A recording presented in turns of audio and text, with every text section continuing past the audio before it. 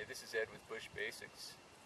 I've temporarily relocated here in the Mojave Desert in Southern California, and I've been out exploring water sources out in the desert. I found this website called iGuide, and basically it's a mapping system of the world, and you can use it to zoom in on your area. And as you start to close in, you'll see water sources represented as little blue water droplets. And as you zoom in on these, they'll actually show you the locations and maps to get there. And so what I did was actually made a list of these and went out and found them out in the desert. And I was really surprised to see how many water sources are just out in the middle of nowhere. I'll go ahead and throw a picture up of the map. And also I'll show you pictures of the actual locations. Here's a picture of the iGuide website. It's actually iGuide.travel. And as you can see the little water droplet icons, and you just click on those and it'll give you the name of the location, and then you can zoom in on it and get an idea on how to get there.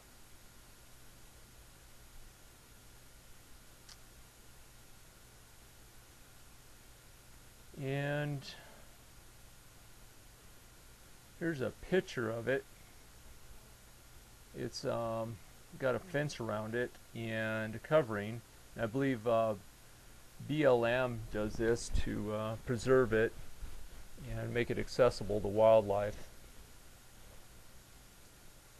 Here's a picture of the original well, which is right behind it, and you can see it's kind of dilapidated at this point. There is moisture on the ground there. And let's see, the next one is Granite Well, and it shows this one to be historical. And here's a picture of it. It's not covered. It does have a fence around it, but as you can see, it's not as well taken care of, although it would be a good source of water. Let's see, the next one is Goat Springs. Now this one's pretty neat because the water actually comes right out of the mountain. And they put a concrete foundation in and made a little pool there, and then they've got a float system that actually regulates the water height. And the next one here is going to be Joker Springs.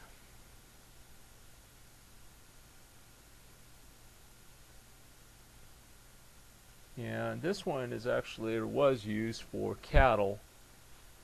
You can see the original tank out back there, and it didn't hold water anymore, but they replaced it with the steel one there. And then the next one we're going to go to is actually Quill Mine. Now this one's not indicated as a water source, but when I got up there, I actually found a spring, which is behind me in this picture here, and then you can see there's a cottonwood where the water runs down to. And this is pretty fascinating because this is really high up here. This is the highest mountain in the area, Ord Mountain. And it was fascinating to see water that high. Now this is actually an area which I saw from the roadway. I seen some greenery. It was a little brighter green than the rest of the area. And as you can see in this picture, the greenery kind of follows a canyon. So I hiked up there, and the closer I got, the greenery kind of just barked at me. And so I went up there, and sure enough, you can just scoop up the ground there, and it was moist dirt. Now there wasn't any running water, but I'm sure I could have just dug down a few feet and had a pool. Here's a picture of the terrain that I'm in, the Mojave Desert, and as you can see, it's really pretty desolate, and to be able to find water out there is pretty fascinating. And so hopefully this will give you an idea on how to locate water in your area, other than what's in town, and in case you ever were to need it. Plus it's kind of fun to have a location to go out and explore and find. And anyway, Hopefully this is helpful.